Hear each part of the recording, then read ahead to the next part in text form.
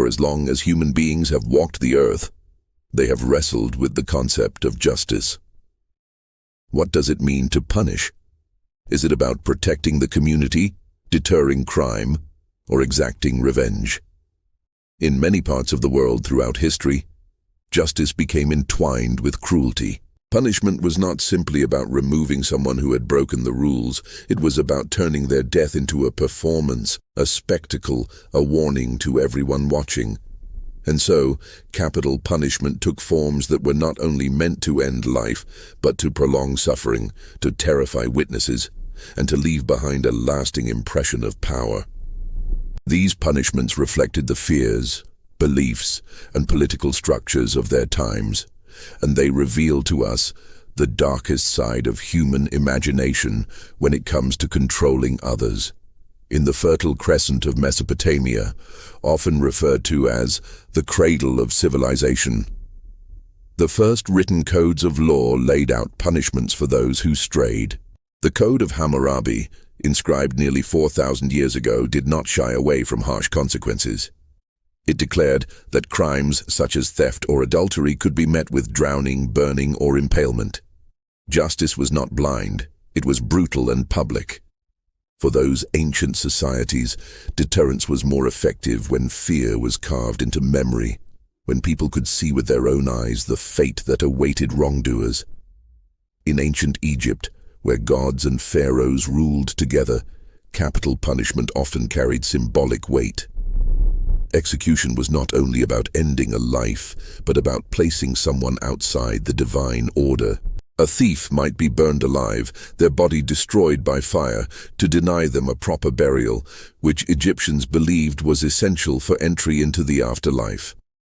Others were thrown to crocodiles in the Nile, a punishment that linked earthly crime to nature's raw power. The message was clear: break the laws of the pharaoh, and you would not only lose your life, you would lose your eternity. The Greeks, who gave the world philosophy and democracy, also devised punishments that carried deep symbolism. Socrates, accused of corrupting the youth and disrespecting the gods, was forced to drink hemlock. His death became a stage play of morality, illustrating how even wisdom could not escape the iron grip of the city-state when it felt threatened. Yet Athens was far from the cruelest. In other Greek city-states, condemned prisoners were thrown into pits to starve or left exposed to the elements, slow and painful deaths designed to serve as reminders of authority. Rome, however, perfected execution as spectacle. The crucifixion is perhaps the most infamous Roman invention, a punishment so excruciating that even the word excruciating originates from it. Victims were nailed or tied to wooden crosses, left hanging in agony for days until death arrived through suffocation, dehydration, or sheer exhaustion. For Romans, this was not only about killing criminals or enemies, it was about advertising imperial dominance. The bodies lining roads and hillsides reminded everyone that Rome's justice was relentless. And crucifixion was not the only horror. The Romans also employed the brazen bull, a hollow metal statue where victims were locked inside and roasted alive as flames heated the bronze. Through cleverly designed pipes, their screams were transformed into the bellow of a bull, turning human suffering into a grotesque performance. Then there was damnatio ad bestias, condemnation to the beasts, where criminals, slaves, and enemies were torn apart by lions and bears in front of roaring crowds in the Colosseum. Death became entertainment, cruelty became theater. These early civilizations established the pattern that would echo through centuries. Capital punishment was rarely about swift execution. It was about control, about reinforcing social order by making the condemned into examples. To kill someone quickly was too merciful. To kill them slowly, painfully, and publicly was to burn the warning deep into the memory of everyone who watched. Yet, even as time moved forward and societies claimed to grow more sophisticated, the methods of execution did not grow kinder. Instead, they became more inventive. The cruelest forms of capital punishment would not simply kill. They would linger in the imagination, reminding us of how far humans were willing to go in the name of justice, power, and fear. As the ancient world faded and the Middle Ages rose across Europe and Asia, capital punishment did not become gentler. Instead, it evolved into something even more theatrical, more terrifying, more cruel. In kingdoms where monarchs ruled by divine right and religion seeped into every corner of life, execution became a tool not only of law, but of faith. Punishment had to prove that the crown was unshakable, that the church was unquestionable, and that rebellion or heresy would meet not only death, but torment. One of the most infamous methods of the medieval era was the breaking wheel, sometimes called the Catherine wheel. The condemned would be strapped to a large wooden wheel, their limbs outstretched. Executioners would then smash their arms and legs with heavy iron clubs, breaking the bones until they were nothing but shattered fragments beneath the skin. After the limbs were destroyed, the broken body might be woven through the spokes of the wheel and hoisted upright for all to see. Sometimes death came quickly from shock and blood loss. More often it took hours or days, with the condemned left exposed to the sun, the cold, and the scavenging birds. The breaking wheel was not only a punishment, it was a display of domination, turning the human body into a grotesque warning sign hanging above the roads. In England, the fate reserved for traitors was even more elaborate. High treason was considered the ultimate betrayal against king and country, and so it demanded the most extreme punishment: hanging, drawing, and quartering. The condemned would first be dragged through the streets on a wooden hurdle, humiliated before reaching the execution site. Then came the hanging, but not to the point of death. The victim was cut down while still alive, only to face the next phase: disembowelment and castration, carried out with knives while crowds looked on. The entrails were burned before their eyes, their suffering stretched as long as possible before the executioner finally cut out the heart. Only then would the body be decapitated, the head displayed on spikes, and the remaining pieces sent to different parts of the kingdom. This punishment was not simply about killing. It was about erasing the traitor, body and memory alike, while stamping royal authority deep into the minds of every subject who witnessed the spectacle. Burning at the stake was another punishment that seared itself into the imagination of Europe. Heretics, witches, and supposed sorcerers were tied to wooden posts, surrounded by tinder, and set aflame in public squares. The fire consumed slowly, often beginning at the feet and rising toward the chest.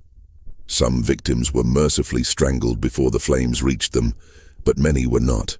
In the medieval mind, fire was a cleansing force, purging sin and corruption, while also serving as a vivid reminder that to question the church or defy its teachings meant not only death, but eternal damnation. The smoke rising into the sky was seen as both a warning and a spiritual purification, but for the condemned, it was agony without escape. Across the world in Asia, cruelty took different forms, but carried the same intent: fear, deterrence, and control. In Imperial China, one of the most feared punishments was lingchi, known in the West as death by 1,000 cuts. The condemned was tied to a wooden frame, and the executioner would begin to slice away at the body. Small pieces at first, flesh taken from the arms, chest, or thighs, before moving on to larger sections. The process was slow, deliberate, and ritualized. Sometimes opium was administered to keep the victim conscious longer.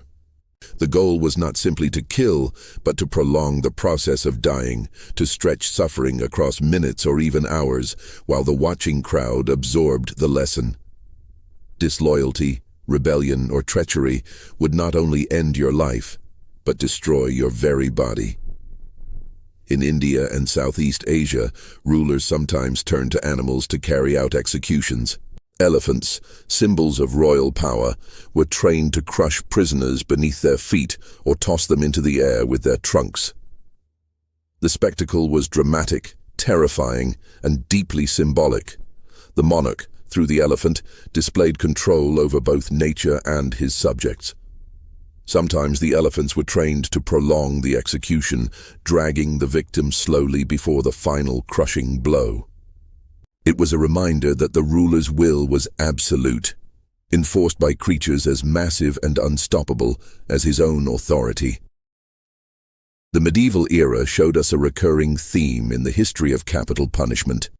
It was never only about removing criminals, it was about reinforcing systems of power. Every execution was a performance staged for an audience of fearful onlookers. The cruelty lay not only in the physical suffering inflicted, but in the way that suffering was used, wielded as a weapon of obedience, designed to linger in memory far longer than the life of the condemned. As the Middle Ages deepened and faith became the guiding force of entire empires, the cruelest punishments began to fuse even more tightly with religion and cultural symbolism. For many societies, executions were not only about breaking bodies, but about saving or damning souls. A crime was often seen as more than an act against another human being. It was an offense against the gods, against divine order, against the very moral fabric of the universe. And when a punishment carried that weight, cruelty became something sacred, wrapped in ritual and justified by belief. In much of Europe, executions for heresy or witchcraft became spectacles of both fear and piety. The accused were not treated as mere criminals, but as enemies of God himself. To burn someone alive was considered not just a punishment, but a purification, the flames cleansing the soul even as they destroyed the flesh. The church and the state worked hand in hand, ensuring that each execution carried a double message. Disobey earthly rulers, and you risk losing your life. Defy the church, and you risk your eternal salvation. The fire that consumed witches and heretics was not only a practical tool of execution, it was a sermon in flames, visible to everyone who gathered in the town square to watch. Religious cruelty was not confined to Europe. In some Islamic territories, punishments like stoning or amputation were rooted in interpretations of sacred law. Stoning in particular was designed to be both communal and agonizing. The condemned was partially buried in the earth, sometimes with only the head and shoulders exposed, and then the crowd hurled stones until death came. The method was deliberate. The stones could not be too large, for that would bring a quick end, nor too small, for that would prolong the agony too little. They had to be just right to draw out suffering and involve the community in the act of justice. To modern eyes, this seems unthinkably cruel, but in its time, it was seen as obedience to divine will. The punishment was carried out not in secret, but before the eyes of many, ensuring that the community understood its role in enforcing moral order. Beyond physical suffering, many punishments of this era attacked the mind, the dignity, and the spirit of the condemned. Live burial was one such example, practiced in different forms across cultures. Victims were sometimes placed in coffins and lowered into the earth, the soil closing in above them while they were still alive, suffocating in darkness. Others were bricked into walls, their final moments spent trapped in stone, forgotten by the world outside. This was not just a way of killing, it was a way of erasing, of turning the body into part of the very structure that imprisoned it. The horror was not only the death itself, but the terrifying awareness of being sealed away from life forever. Another infamous method, described in ancient sources, was known as scaphism. Said to have been used in Persia, it involved trapping the condemned between two hollowed-out boats, their head, hands, and feet protruding. The victim was force-fed milk and honey until they vomited, then smeared with more honey to attract insects. Left floating on a stagnant body of water, they became a living feast for swarms of flies, mosquitoes, and worms, slowly devoured over the course of days. Whether or not every detail of this punishment is historically accurate, the story of scaphism endured because it symbolized the depths of human imagination when it came to cruelty. It was a punishment that attacked every sense: hunger, thirst, pain, filth, and fear. turning death into an ordeal that dragged on without mercy. Psychological torment was as important as physical pain. In some accounts, prisoners were forced to watch the preparations for their own deaths, listening as executioners sharpened blades or built the stakes. They were made to march through crowds who shouted curses, their dignity stripped away before their lives were taken. In some cases, family members were forced to witness the executions, the punishment rippling outward like a stone dropped in water, spreading fear and grief to everyone connected to the condemned. Cruelty was magnified not only in the flesh, but in the mind, in the humiliation and despair that accompanied those final hours. What is striking when we look at these punishments is how often cruelty was justified as necessary, even holy. The breaking of bodies and the stretching of suffering were explained away as deterrents, as moral lessons, as ways of protecting society. But in truth, they were about control over the body, control over the spirit, and control over the population as a whole. A society that could watch someone buried alive or burned at the stake or torn apart by animals was a society kept in line by fear. And fear, more than justice, was often the real goal of the cruelest forms of capital punishment. As the medieval world gave way to the early modern era, empires expanded, colonies were claimed, and monarchs still clung to power through spectacle. Executions remained central to this balance of fear and obedience, but now they took on new forms, shaped by politics, conquest, and the rise of so-called science. The cruelty never disappeared, it simply adapted to the changing times. In Europe, the early modern period saw executions continue to dominate public life. Town squares filled with crowds eager to witness hangings, burnings, and beheadings. A criminal's death was not a private affair, it was civic theater.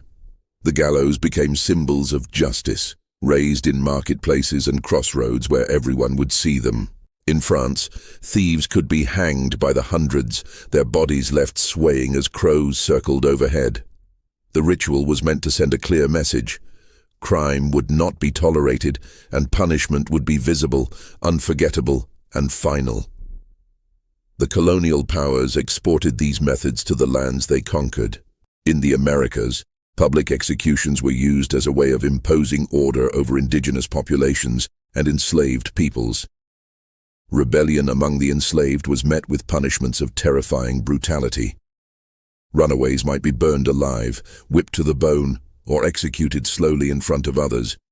A deliberate warning meant to crush hope and instill submission.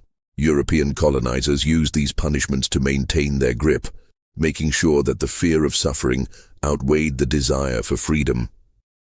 In these moments, cruelty was not just a tool of law, it was a cornerstone of empire. At the same time, the intellectual revolutions of Europe were bringing new ideas about efficiency and rationality. Even executions were touched by this shift. The guillotine, introduced during the French Revolution, was marketed as a humane and equal form of death.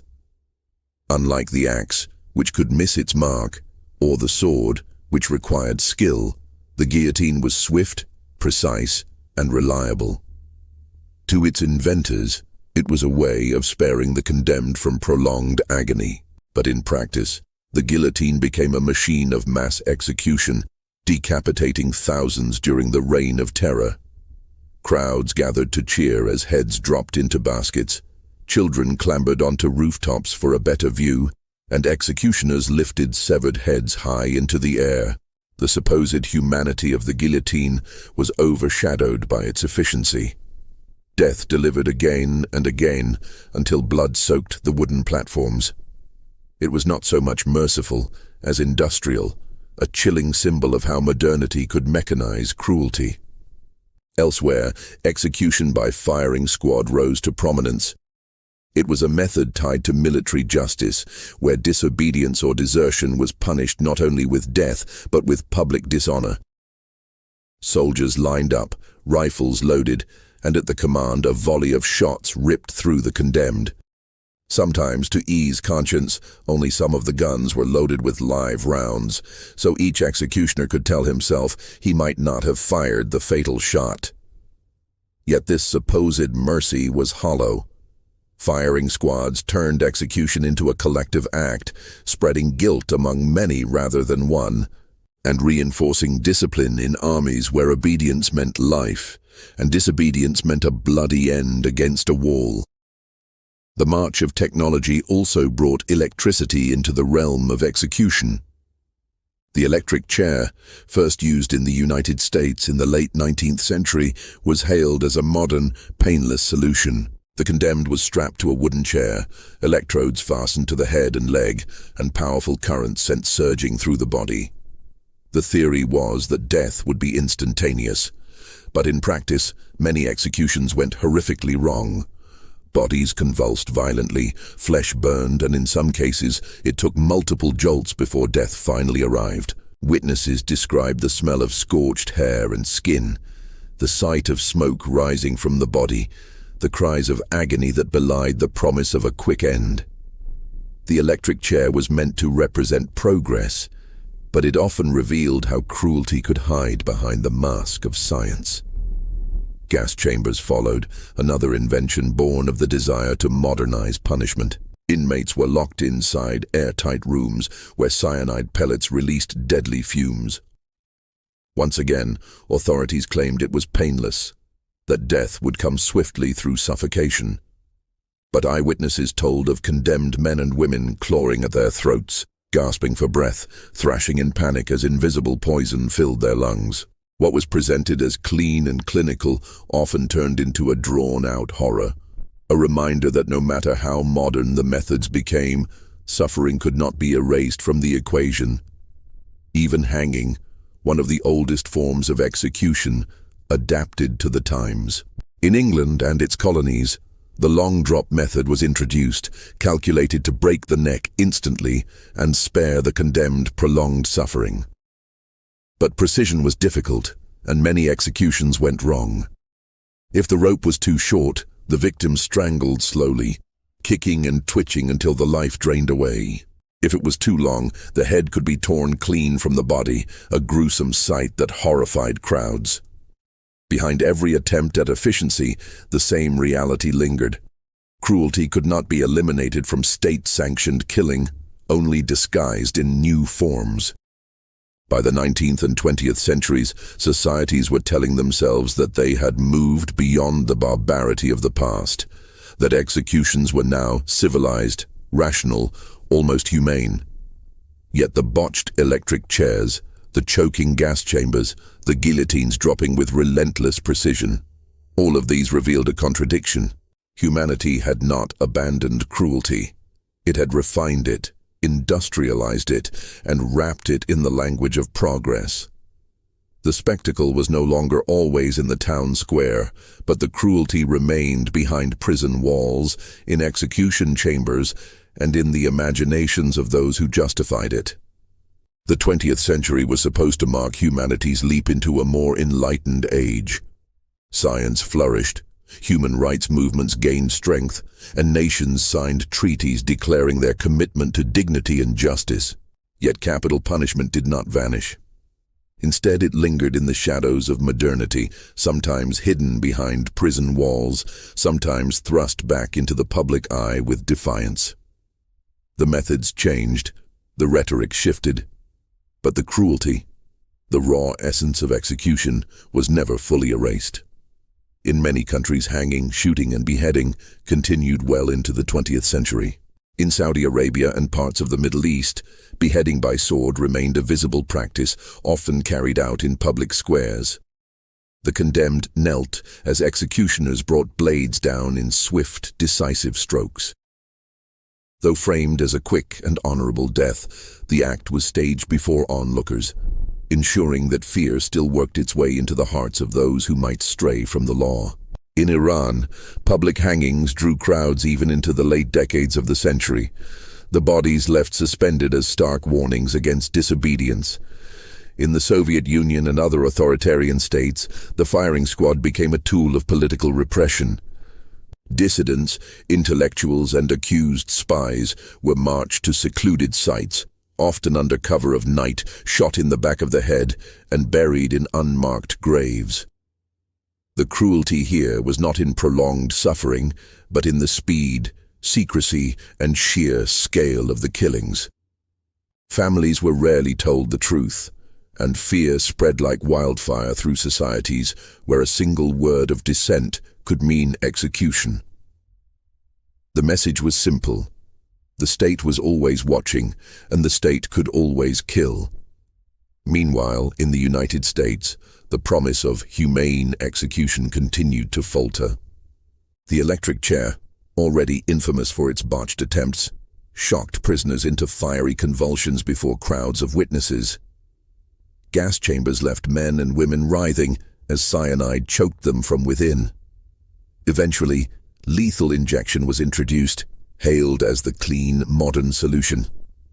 3 drugs were to be administered in sequence, 1 to sedate, 1 to paralyze, and 1 to stop the heart. To the outside observer, the process seemed quiet, almost clinical, the condemned lying motionless on a gurney as the chemicals did their work. But reality soon shattered the illusion. Reports emerged of needles missing veins, drugs failing to work as intended, and inmates left conscious, paralyzed but unable to scream as their hearts were burned with fire in their veins. Far from humane, lethal injection revealed yet again that the search for a painless execution was doomed to fail. Death, when forced, rarely comes without cruelty. Even today, in the 21st century, capital punishment continues. In China, executions are carried out on a staggering scale, though the details remain state secrets.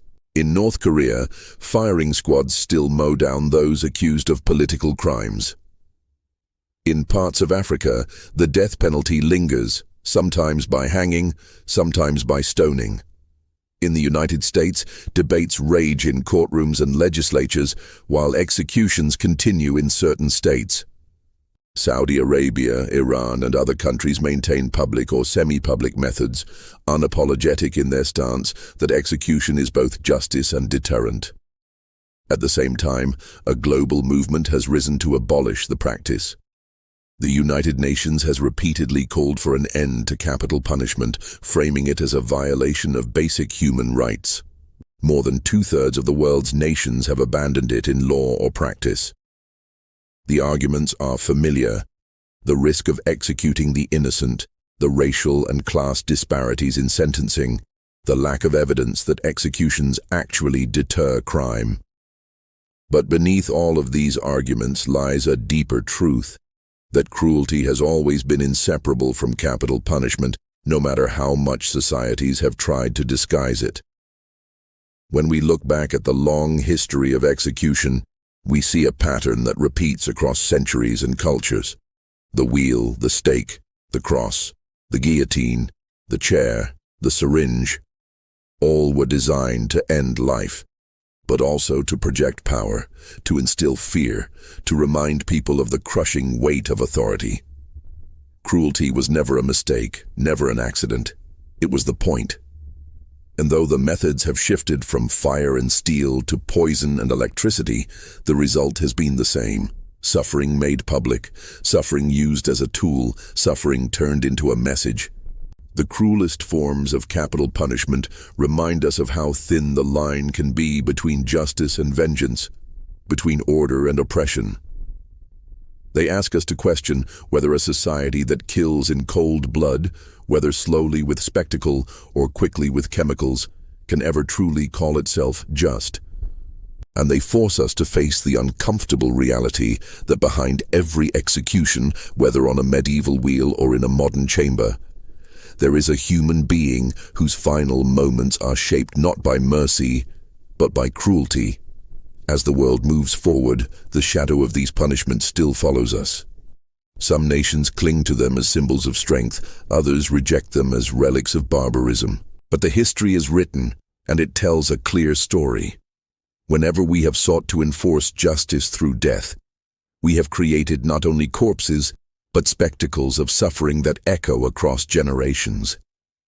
The cruelty of capital punishment is not just in the methods, but in the way it turns human lives into messages, bodies into symbols, deaths into warnings. And so the question remains, not just for governments and courts, but for humanity itself. Do we continue down the road of cruelty disguised as justice? Or do we finally decide that the darkest legacy of our past has no place in our future? The answer lies not in the machines, the drugs, or the blades, but in the values we choose to uphold. History shows us what cruelty looks like. The choice now is whether we will keep repeating it.